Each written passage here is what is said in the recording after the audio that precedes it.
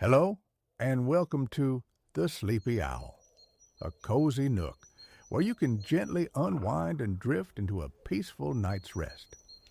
Tonight, we're sharing another soothing story, one that can help settle your mind and foster a feeling of quiet calm. But first, let's take a moment to prepare our bodies and minds for a tranquil, rejuvenating sleep.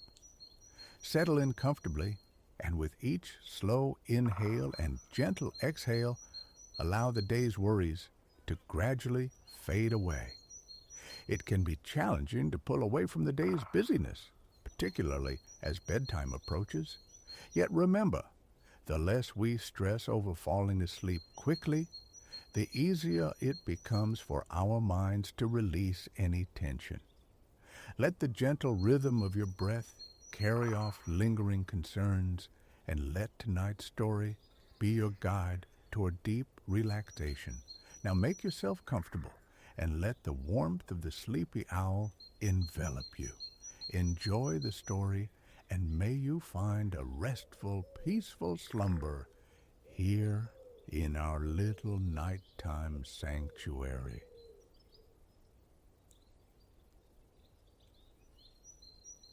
The wind, a March brute, flung itself against the little gatehouse as Clara shouldered the door inward, wrestling it shut against the squall. Rain streamed from her umbrella as she propped it, dripping near the coat rack. Her slicker followed, shed with a sigh of profound relief. She raked wind-tangled auburn hair from her eyes, the damp chill clinging to her skin, and carried a small crinkling paper bag toward the kitchenette counter. Roaring in, bleeding out, the old saying went for this tumultuous month. Mother Nature, it seemed, was fully committed to the roar. An evening sculpted for hunkering down, for the solace of firelight and the certainty of four walls. No further excursions into the elements tonight. Clara nudged the dial on her countertop convection oven, coaxing it to life, then padded across the polished floorboards of the compact sitting room toward her bedroom. There, the damp chill of her day clothes surrendered gladly to the soft embrace of flannel pajamas. Perched on the edge of the mattress, she tugged on the thickest, fuzziest socks she owned, stretching her liberated feet before her with a groan of pure pleasure. A long day dissolved with the shedding of shoes.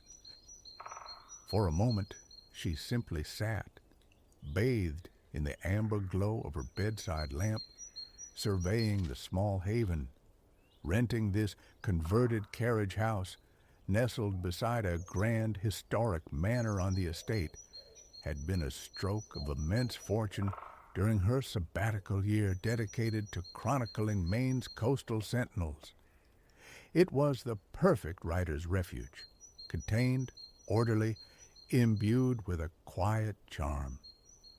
Her landlady, residing in the imposing main house nearby, ensured the arrangement offered the autonomy of a separate dwelling, without the burdens of extensive upkeep.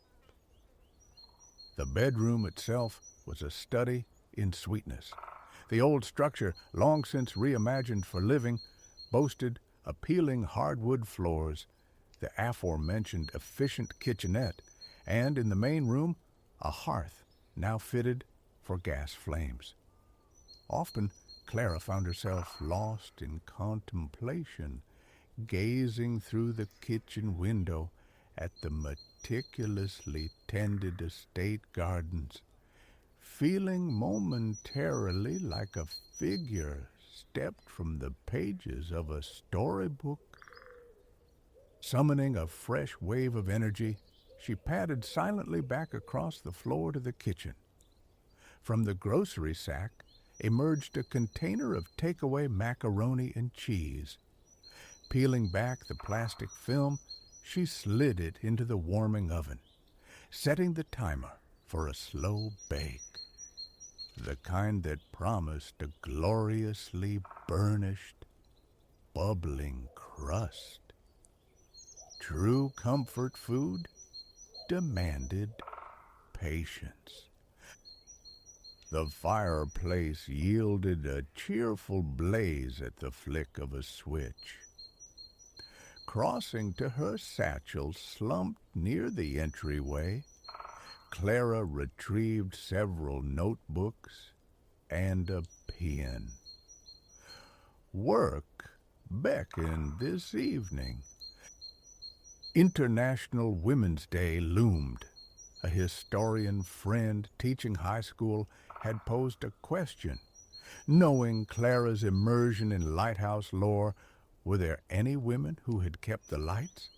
An absolutely splendid query, Clara had thought, agreeing at once to craft a presentation.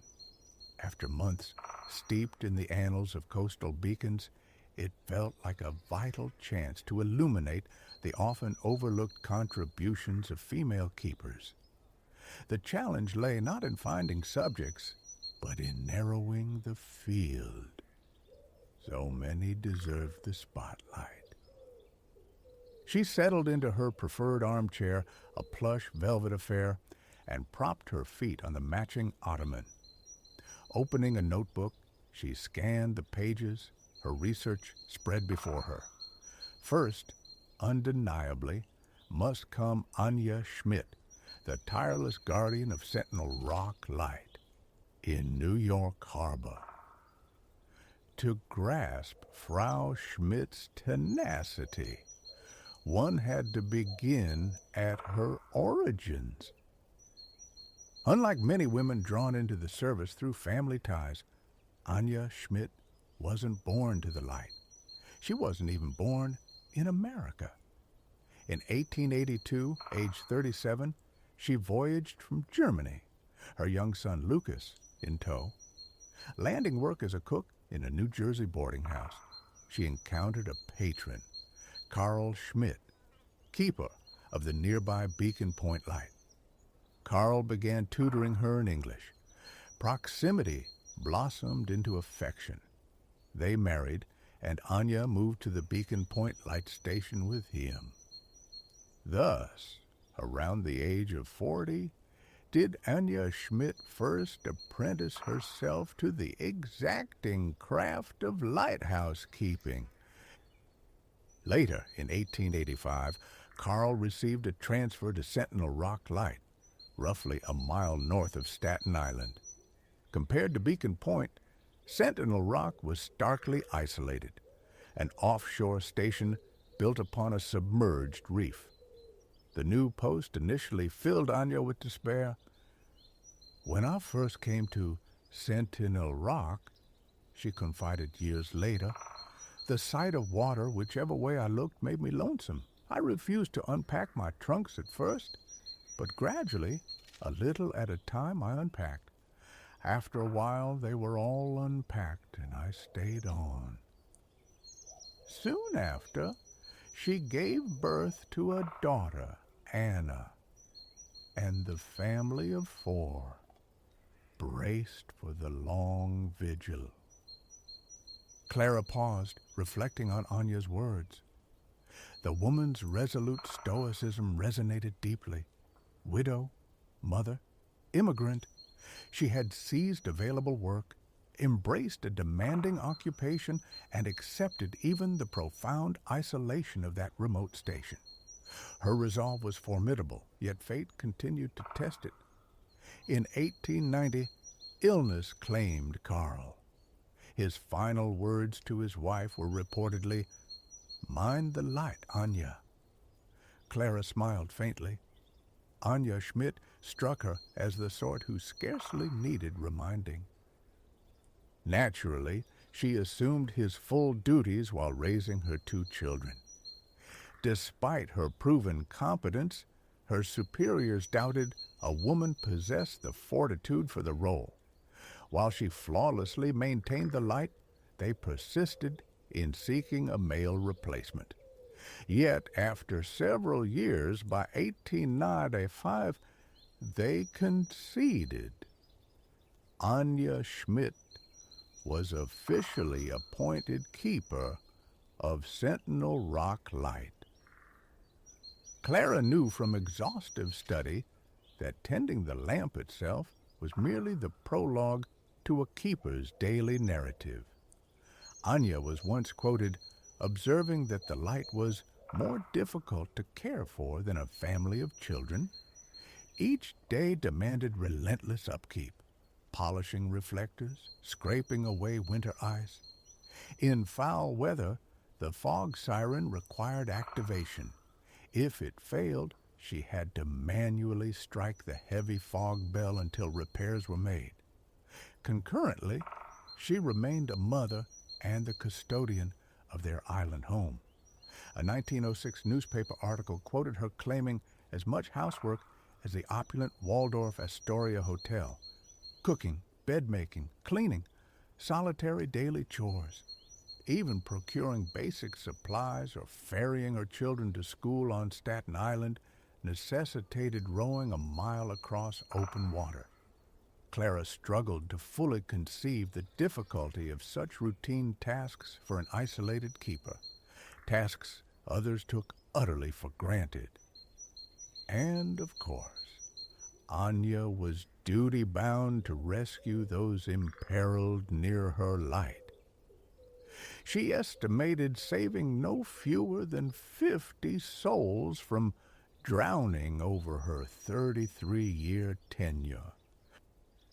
Frau Schmidt retired in 1919, having witnessed Sentinel Rock's illumination evolve from kerosene through oil vapor to electricity. Towards the end, the 5-room light station housed her son Lucas, now assistant keeper, his wife, and their 5 children. Anya spent her final years in a modest Staten Island cottage, tending a garden, her gaze often drifting toward the distant gleam of Sentinel Rock. Upon her passing, a city paper eulogized. In the sight of the city of towers and the torch of liberty lived this sturdy little woman, proud of her work and content in it, keeping her lamp alight and her windows cleaned so that New York Harbor might be safe for ships that pass in the night. Yes, Clara affirmed silently, Anya Schmidt absolutely belonged in the presentation. Setting her papers aside, she rose from the embracing chair and returned to the oven.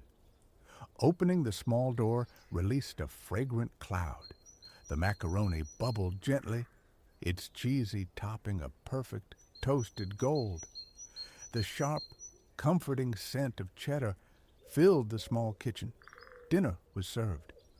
She scooped the pasta onto a plain white plate, plucked a fork from the drawer, and carefully navigated back to her fireside perch. Curling into the chair once more, she placed the plate on the small table beside her. Steam rose invitingly. A moment's patience was required before the first bite. Turning back to her notebook, she riffled through the pages, seeking her next lighthouse heroine. Her finger paused at Beatrice Morrow. Unlike Anya, Beatrice had known several light stations before ascending to head keeper. Prior to arriving at Heron Point Light in Maryland in 1922 with her husband Silas, she had served alongside him as assistant keeper at no fewer than 4 lighthouses in neighboring Virginia. She remained the assistant when their Heron Point tenure began, but Silas passed away in 1925, leaving Beatrice a widow at 43. She was, as it happened, not much younger than Anya Schmidt had been upon becoming a head keeper. Beatrice immediately shouldered Silas's duties, yet despite her 2 decades of experience, official appointment proved elusive. In contrast to Anya's case, Beatrice's gender wasn't the cited obstacle. Indeed, 3 previous Heron Point keepers had been women. Instead, the civil service balked at her age, deeming her too old for the position's rigors. Fortunately, Beatrice Morrow was not easily dissuaded. She appealed the ruling, ultimately securing the appointment directly from President Harding, the sole female keeper ever granted such presidential confirmation. Her salary was set at $1,140 annually, roughly equivalent to $18,000 today. Much like Anya, Beatrice juggled family life with her official duties. She raised 3 children, Eleanor, Ruth, and Thomas. Clara had unearthed a faded black and white photograph showing Beatrice and young Thomas tending turkeys near the lighthouse, a practical necessity as the family was largely responsible for its own provisioning. Reaching the nearest town meant either a lengthy 14-mile drive or an 8-mile boat trip across the Chesapeake. Furthermore, unloading boat-borne supplies involved navigating a 137-step stairway down to a floating dock, then hoisting heavy goods upward using a windlass and winch. Unsurprisingly, the family maintained a garden and diverse livestock for sustenance on the property. Beatrice faithfully executed all the day-to-day responsibilities of any keeper.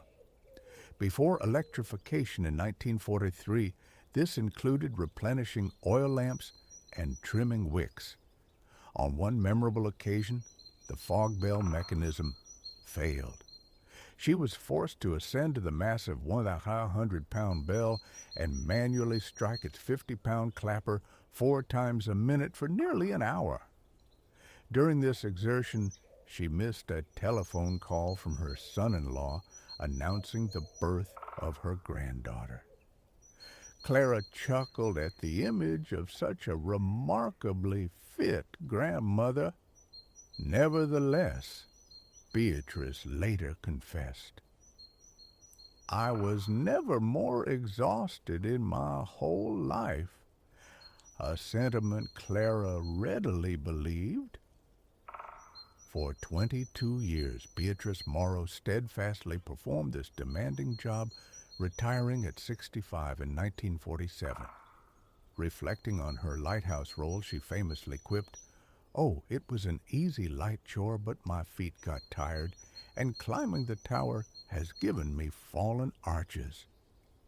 Her departure marked the end of an era. She was the last serving civilian female lightkeeper in the United States. Thanks to her and the 3 capable women preceding her, Heron Point Light earned the moniker the Feminist Lighthouse of the Chesapeake from one regional magazine.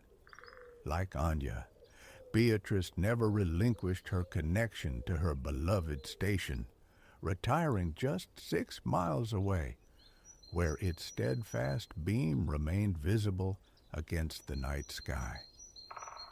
Clara paused, jotting marginal notes. Then, with quiet anticipation, she set the notebook aside and reached for her dinner. As she savored the creamy, sharp pasta, her gaze drifted toward the hypnotic dance of flames in the hearth. The evening was mellowing into that languid phase where relaxation deepens and the mind begins to roam. The fire conjured images of the ceaseless tending of wicks and flames in pre-electric beacons. Male or female, all keepers had shouldered immense, demanding responsibilities. She doubted her own capacity for such a life. Finishing the last decadent bites, Clara rose once more and carried her plate to the sink. The air near the window and door held a noticeable chill now. She retrieved a cardigan draped over a nearby chair back and slipped it on. Then, Taking her cheerful red kettle from the stove, she filled it and set it to boil before returning to her study nook and retrieving her notebook. A few more pages turned, and she found the perfect subsequent candidate. It felt incomplete to discuss such women without including perhaps the most celebrated lightkeeper in American history, Rowena Stone, known universally as Rowena, second of Captain Micah Stone's 4 children. Micah was only the second keeper appointed to Gull Ledge Light in Newport, Rhode Island, starting in 1857. Completed just 3 years prior, Gull Ledge wasn't excessively remote, perched on a rocky outcrop merely 220 yards from shore. Yet it remained an island. Every necessity required retrieval from the mainland via rowboat. Young Rowena rapidly mastered the oars, a skill that proved providential. Within 4 months of the family settling at the light station, Captain Micah suffered a debilitating stroke, rendering him unable to work. 15-year-old Rowena stepped into the breach, assisting her mother with all keeper duties while also caring for her incapacitated father and chronically ill younger sister. Added to this, she rowed her siblings across to Newport for school each weekday. Renowned as one of the finest swimmers in the area, Rowena was hailed a hero even before her lighthouse tenure began. At age 12, she had already rescued 4 men whose boat had capsized, using her own rowboat. Then, at 27, she dashed into icy waters, shoeless, joining her brother to save 2 soldiers whose vessel overturned during a snowstorm. This act brought considerable acclaim. One soldier gifted her a gold watch. His comrades at Fort Adams collected 2 8-tailed in gratitude. Ultimately, she became the only woman awarded the government's prestigious Gold Life-Saving Medal in 1881, recognition earned by rescuing 2 more Fort Adams soldiers who had plunged through thin ice while traversing Newport Harbor. In 1877, Rowena's mother grew ill, passing the following year.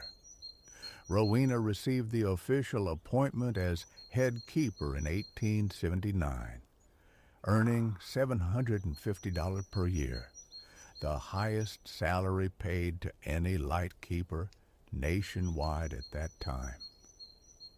Clara's thoughts were gently interrupted by the kettle's cheerful whistle.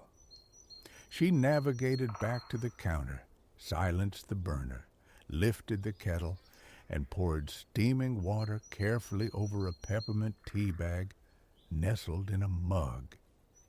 The window pane above the sink gave a brief, sharp rattle against the wind.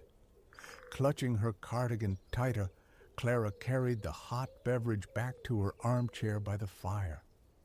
She blew softly across the surface and set it down to steep, then returned her attention to her notes.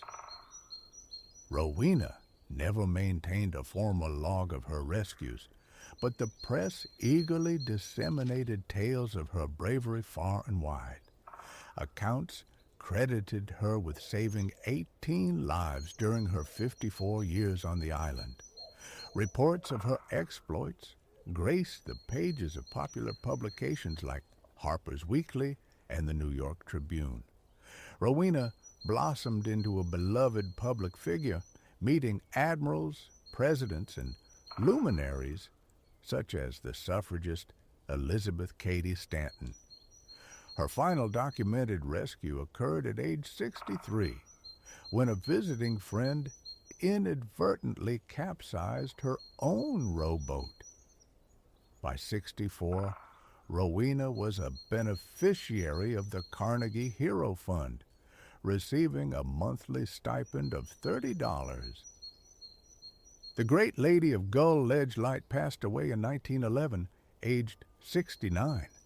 Bells tolled across Newport, flags dipped to half-mast, and 1,400 mourners attended her funeral. She would undoubtedly have felt immense pride witnessing the station's renaming to Rowena Stone Rock Light, an honor unprecedented for any lightkeeper in the United States. Songs were even composed in her memory. Clara set her notebook down and lifted her tea, blowing gently again before taking a tentative sip. Her gaze returned to the kitchen window. Darkness had fully descended outside. The cold rain drummed against the glass, punctuated by louder bursts as stronger gusts hurled fat drops against the panes. She imagined the countless dark nights endured by keepers, solitary figures performing their duties amidst the worst weather imaginable. Savoring the snug security of her fireside refuge, Clara knew with sudden clarity who her fourth and final lighthouse heroine must be. Returning to her primary area of expertise, Maine, she opened her notebook to the pages dedicated to the teenage rescuer, Maeve O'Connell. Maeve moved with her family to the starkly isolated lighthouse on Storm King Rock in 1853. She was the fourth of 9 children born to Keeper Cormac O'Connell and his wife, Sorcha. Sources describe the rock as among the most remote beacon locations on the eastern seaboard, a barren outcrop.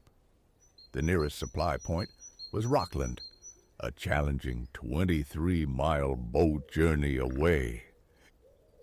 Maeve's brother, Finian, harbored no interest in light-keeping, preferring the life of a fisherman. Meanwhile, seeking to supplement their meager income, Cormac also spent time catching lobster and fish to sell in Rockland. Consequently, from the tender age of 15, Maeve assumed many of her father's light-keeping responsibilities.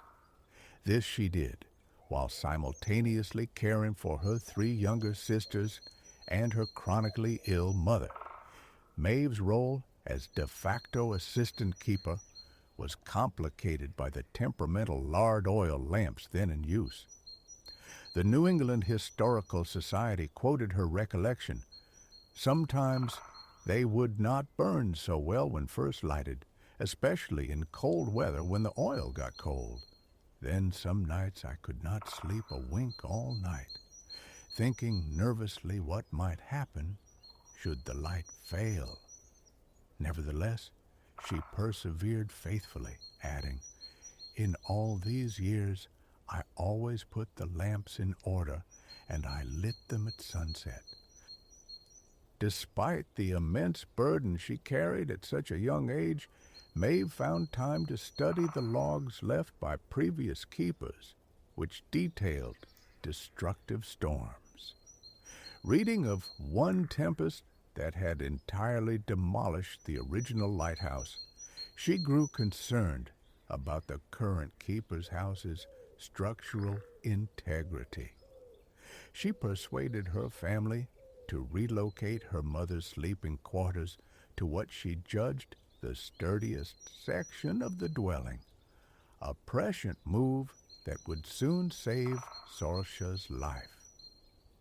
In January 1856, Cormac grew anxious. The supply vessel, typically arriving twice yearly, had been thwarted by autumn gales. Worried about dwindling winter provisions of both food and lamp fuel, he instructed Maeve to manage the lighthouse while he sailed to Rockland. With Finian away fishing, Maeve was left solely responsible for her sisters, her ailing mother, and the crucial task of keeping the twin beacons lit. Shortly after Cormac's departure, a monstrous gale descended upon the rock. For 3 days, it battered the island, ripping away the section of the keeper's house where Sorcia had previously slept. The storm raged relentlessly, eventually inundating the island in knee-deep, frigid seawater. Maeve was forced to evacuate her family to the upper level of the North Lighthouse Tower for safety. Over her mother's protests, during a brief lull, she waded through the churning water to the chicken coop. Miraculously, she managed to rescue all but one of her precious hens, shepherding the rest into the tower's sanctuary. Before the storm finally abated, a colossal wave obliterated the keeper's house entirely. It proved to be one of New England's most legendary storms. Cormac remained stranded on the mainland, unable to return for 4 weeks. Throughout this entire harrowing period, Maeve somehow kept both lights burning, undoubtedly preventing countless maritime disasters on Storm King Rock. Thanks to her foresight in saving the chickens, she sustained her family on meager daily rations of a cup of cornmeal and 1 egg each. According to historical accounts, 17-year-old Maeve reflected on the ordeal. Some reason, I know not why, I had no misgivings and went on with my work as usual. During this time, we were without the assistance of any male member of our family, though at times greatly exhausted by my labors. But once did the lights fail, under God, I was able to perform all my accustomed duties, as well as my father's. Clara paused, taking another slow sip of tea. She turned the page. Unlike Rowena Stone's celebrated exploits, Maeve's heroism went largely unheralded at the time. In 1861, her father, having not supported the victorious presidential candidate, was replaced as keeper, lighthouse appointments being political patronage. Maeve, however, had grown deeply attached to the windswept rock. She requested permission to remain and train the incoming keeper, Captain Elias Vance. As fate would have it, she fell in love with Vance's son, Jonah. They married and served together as assistant keepers on Storm King Rock for 14 years, raising 4 children amidst the sea spray and isolation. In 1875, after 22 years in residence, Maeve finally left the island. She and Jonah were subsequently appointed keepers at Whitehead Light, where they served another 15 years before retiring. In one of her last known letters, Maeve confessed she often dreamed of the lamps back on Storm King Rock, musing, "I wonder if the care of the lighthouse will follow my soul." This final sentiment made Clara pause, reflecting on all 4 women. A common thread ran through their disparate lives, an unwavering conviction that tending the light was a profound calling, a duty they were bound to fulfill. They had arrived at this challenging, often solitary existence through varied paths, yet lived it with remarkably similar steadfast devotion. Frequently, their sole reward was the intrinsic knowledge of a duty faithfully discharged. Clara sighed, a sound of deep satisfaction, and closed her notebooks. She felt ready, equipped to share these powerful narratives. A lazy glance sideways revealed her empty mug. Simultaneously, a wave of profound tiredness washed over her. Like Maeve's legendary tempest, the March winds continued their percussive assault on the small kitchen window. Mother Nature seemed to be signaling that it was time to seek her own refuge in bed.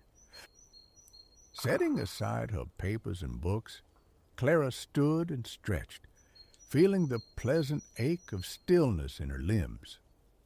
She carried the empty cup to the kitchen, placing it gently in the sink.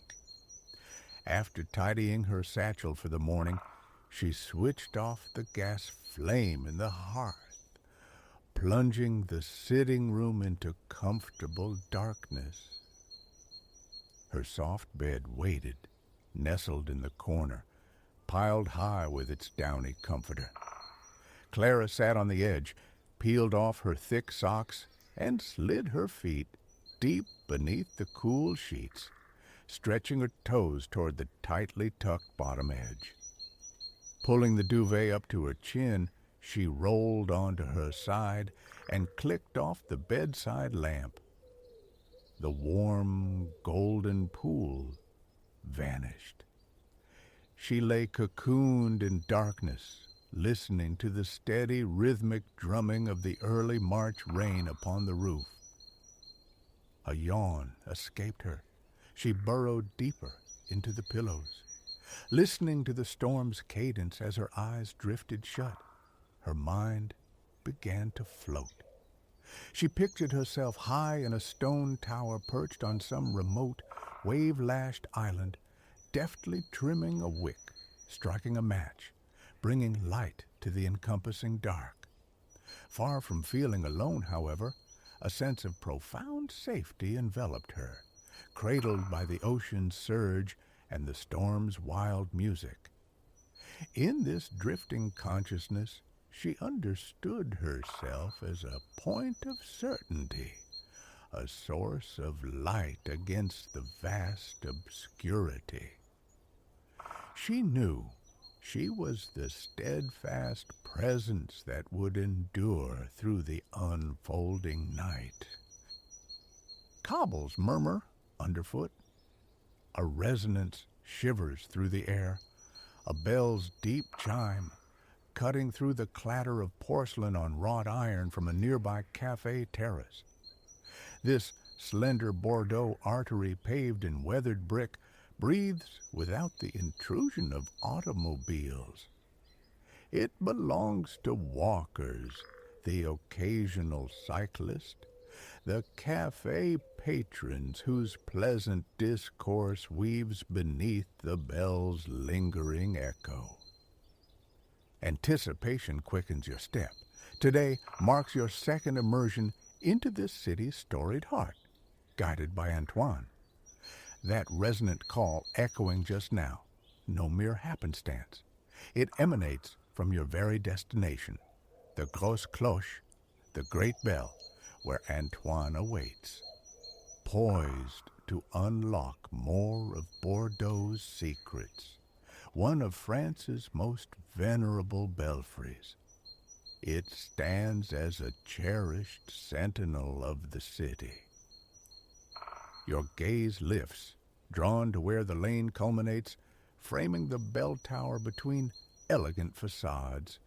It looms, a sibling to the crenellated gatehouse encountered yesterday, evoking slender fortress dreams, stone sentinels crowned with turrets, pierced by a grand archway at their base, a gateway, precisely its medieval function.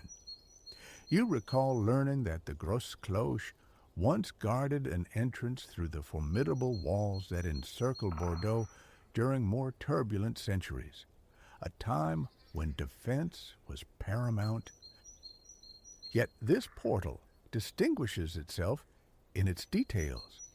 Most strikingly, high in an aperture, suspended like a bronze heart, hangs the colossal bell whose vibrations just caress the neighborhood.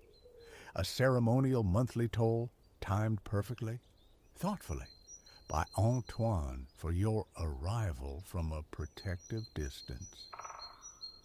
Approaching the solid stone threshold, you spot him waiting just beyond the arch's cool umbra, a figure of relaxed alertness.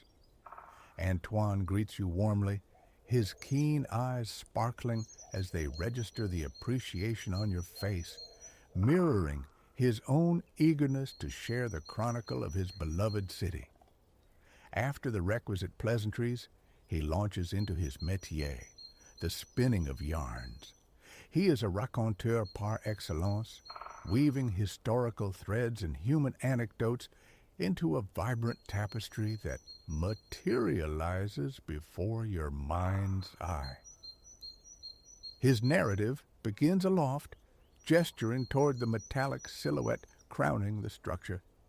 "Observe the lion," Antoine murmurs, his voice weaving history into the present air, a vestige of English dominion, when this very gatehouse rose under their crown. He paints a picture of Aquitaine, a powerful duchy passed to England through Eleanor's fateful marriage, held for 3 centuries before the long struggle of the 100 Years' War returned it definitively to France. "The Golden Lion Hotel," Antoine adds with a smile, relaying an old guard's jest inspired by the weather vane, a touch that breathes life into the stone, conjuring phantom laughter from centuries past. Together, you step beneath the arch, the air instantly cooler against your skin. Yellowish stone embraces you. Antoine directs your gaze to an inset plaque, translating the ancient Latin engraved upon the great bell itself. His voice drops, reciting its litany: "Arma voco, dies annuncio, horas numero, fugo fulmina, festa decoro, ignem clamo." I summon arms, announce the days, count the hours, banish storms, adorn feasts, proclaim fire. A chronicle of purpose, faithfully served long ago, alerting citizens to peril, be it invasion or inferno. Emerging from the archway's embrace, you blink in the strengthening sun. Before you lies a brief pedestrian precinct, ending abruptly where a wide modern avenue hums with the ceaseless current of automobiles on dark asphalt, carrying Bordeaux's present towards its future. Its voice, Antoine explains, now sounds only for solemn ceremony. The turn of the year, the noon chime on the month's first Sunday, and days etched deep in the nation's memory. November 11th, silencing the guns of the Great War. May 8th, marking Europe's liberation in the Second Global Conflict. August 28th, celebrating Bordeaux's own freedom regained after occupation. And July 14th, the 14 Juillet, commemorating the revolution that birthed the Republic. The murmur of traffic on the avenue behind provides a soft counterpoint to the sun warming your shoulders, instilling a profound peace. Here, history breathes. The continuum feels tangible, where antiquity and modernity intertwine so gracefully. Squat metal bollards guard this car-free haven, retractable sentinels preserving the patterned brickwork underfoot. Nearby, a mother captures her children's fleeting smiles against the ancient tower. 2 students meander past, one guiding a cobalt bicycle, their unhurried pace drawing your eye to a vibrant rank of 2-wheelers leaning neatly outside a shop front, a charmingly mundane splash of color against the venerable stone. The children's laughter echoes briefly as they skip away. Like the gatehouse, the bell, or rather its predecessors, holds tales, Antoine continues. Centuries passed after Bordeaux rejoined France, a displeased monarch confiscated the city's voice, silencing this tower to punish dissent. Years later, its return signaled royal favor. That particular bell, victim of kingly pique, is long lost to time, he notes, though its current successor, cast in 1775 on the cusp of revolutions across the Atlantic, is itself an antiquity. Now Antoine guides you onward, turning from medieval echoes toward a broader boulevard. You face the asphalt river, flanked by generous sidewalks shaded by mature plane trees. Here, the city breathes with contemporary life, yet history persists in the elegant stone facades adorned with intricate wrought iron balconies reminiscent of Haussmann's Paris. You drift beneath the dappled canopy, observing the flow of people, admiring the architecture.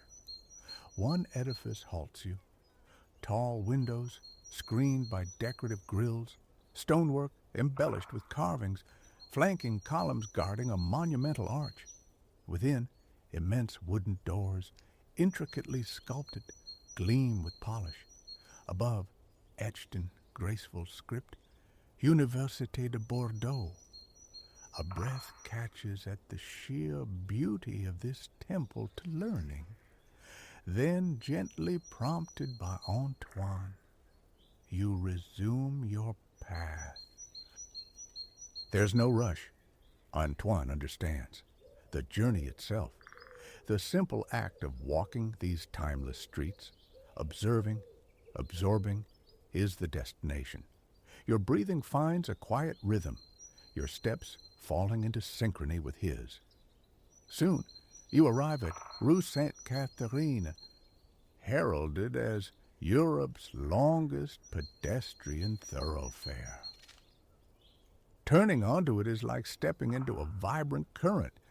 Its charm is immediate, overwhelming, a bustling artery of commerce and leisure, alive with purposeful shoppers and ambling flaneurs, all seemingly buoyed by the street's infectious energy.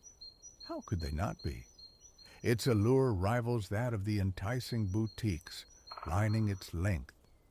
Underfoot, glossy beige lozenges of pavement gleam, bordered by contrasting gray squares. A soft symphony of shuffling feet and mingling voices fills the air. A young woman drifts past, laden with parcels on one arm, a vibrant bouquet clutched in the other. Approaching from the opposite direction, an elderly gentleman carries a long, slender baguette peeking from a purpose-built cloth satchel, slung over his shoulder. A bag, you muse, uniquely shaped for its singular cargo. You proceed along this captivating ribbon of street until another monumental archway commands the view ahead, signaling Rue Sainte-Catherine's conclusion. This one possesses a different grandeur than the Gros Cloche. Loftier within, freestanding, a triumphal gesture from the 18th century, erected after the city's ancient ramparts had yielded to expansion. Through its opening, perfectly framed, rises a slender obelisk, dominating a vast square. Place de la Victoire, Antoine announces. Victory Square. Passing beneath the soaring arch, you step onto an immense expanse paved in cobblestones, inlaid with white stone diamonds radiating from the central obelisk. This intriguing column, fashioned from a rosy, sun-bleached marble, stands sentinel. Nearby, facing away, rests a colossal bronze turtle. Both, Antoine explains, are modern homages to Bordeaux's lifeblood, wine. The turtle symbolizes the industry's patient, inexorable growth since Roman times brought the first noble vines. This wide-open space, once bustling fairgrounds outside the city walls, now teems with life. Figures wandering, reclining at the obelisk's base. A cluster of youths engrossed in discussion. Cyclists tracing silent paths across the stones. Antoine suggests a pause, gesturing towards a cafe bordering the plaza. You readily assent. He guides you to a neat alignment of chairs beneath broad crimson parasols. You settle into the yielding weave of a comfortable seat. A waiter, crisp in his apron, materializes. You request a menthe à l'eau. This vibrant concoction, sweet mint syrup stirred into chilled, effervescent water, is a personal touchstone. Its cool refreshment is welcome on this warm afternoon, yes, but more than that, it tastes uniquely of the Midi, instantly conjuring the essence of southern France. It arrives swiftly in a tall, slim glass, the liquid a startling emerald green, the exterior misted with condensation. An invigorating, minty fragrance rises to meet you. You inhale deeply before tasting the icy sweetness that dances on your tongue. Around you, a polyglot murmur rises and falls, conversations in myriad tongues weaving through the afternoon air. Closing your eyes for a moment, you listen. The distinct languages seem to dissolve, merging into a single resonant human expression you feel you can almost decipher. French flows from several tables naturally. Nearby, the cadence of Italian punctuated by a reverent Bordeaux. Further off, a fragment of English praising the square's expanse. From another direction, the melodic lilts of a Nordic language. Beneath the surface, diversity runs a unifying current. Shared wonder, appreciation, a quiet awe for the enduring human artistry surrounding you all. This collective energy, this unspoken understanding, resonates deep within. It bridges the gaps between strangers from across the globe and stretches back through time, connecting you to all the lives whose stories whisper from these ancient stones. You draw a slow breath, feeling a profound kinship, a sense of belonging that settles into your very core. One with this place, this moment, suspended in the timeless narrative of Bordeaux. You exhale, perfectly serene.